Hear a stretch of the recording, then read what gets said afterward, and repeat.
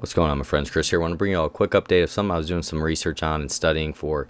I wasn't intending to make a video today, but I wanted to put this out quick, and we'll just turn this into a short tutorial. So if you guys like these, don't forget to like, subscribe, hit that notification bell. It's always appreciated. I want to make them as fast as I can and teach you as much as I can so that we're learning together in this space.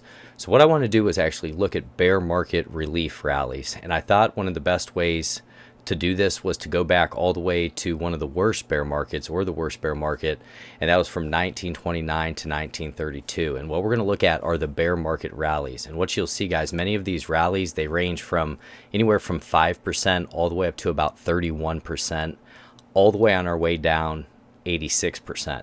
So the fact that you can have these big relief rallies in bear markets, many times they trap bulls and they suck that money in, and then you go lower. And that's what we have to be careful with Bitcoin. Even where we're at right now, we have a little bit of a pump going on up to about $18,000, but we still have a lot of overhead resistance. So we have to be careful because that trend has not changed back to a weekly uptrend yet. We're still in a weekly downtrend. We're still in a daily downtrend. So we have to be aware of that. But what I want to do here is just show you examples. You can see back during 1929 to 1932 here, the relief rallies that we would have, many of them lasted about 60 to 70 days, and many times we would get as much as 29%. We had another 29%. There was a lot of 18s, 27, 26%. And what you'll notice is these rallies, they're really sharp. So you don't build a lot of support on the way up. You just rip to that 26% or that 21% fast. I mean, it happens, guys, sometimes in about 6 weeks. Sometimes it'll be stretched out to about 10 weeks, just going back and looking at the history of this. But I mean, these are really big moves, and all these big moves came on their way down to an 86% drop. So that's why you have to be so careful if you're trying to dollar cost average in, or trying to pick that big swing trade in this space.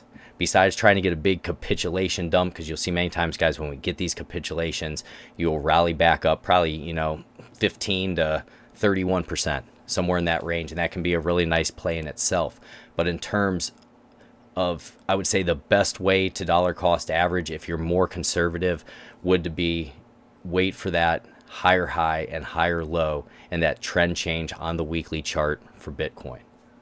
That's going to be the most important thing for you, because otherwise you can just get caught in these big relief rallies and then a big dump to the downside again. And this is how people lose money, because someone will buy down in here and they'll ride this up and they'll go, man, I'm up 26%, but they won't take their profit. And then before you know it, you're at a lower low, and then a lower high, lower low, and you just keep going lower, and you're waiting for it to come back, and it takes a lot of time for it to come back, and that's opportunity cost when you're tying up your money. So my suggestion to you is in Bitcoin as well, if you're ever trading these counter trend rallies, number one, use a tight stop loss. Number two, realize it's most likely just going to be a counter trend rally once you get to around that 60 to 70 days, especially if you're up 18 to 26%, 27%. You want to trail that stop loss up and take your profits. That's going to be important for you guys if you're playing counter trend rallies. Otherwise, if you're just waiting for a great opportunity in the market, just wait till you get that nice push up. We set a higher low, higher high, and then buy on that next higher low. If the trend truly changed, you should get a lot of percent to the upside, and just really watch that on the weekly time frame. It can be important for you. But when looking at this here, guys, 29%, 26%, 27%, and then we go out to Bitcoin, and we take a look at Bitcoin here, you can see we're having a little move here, which potentially could just be another leg down. We have to be cautious of that, because each time, you can see right here, guys, if we just go through and just draw really rough trend lines here, you can see a drop down.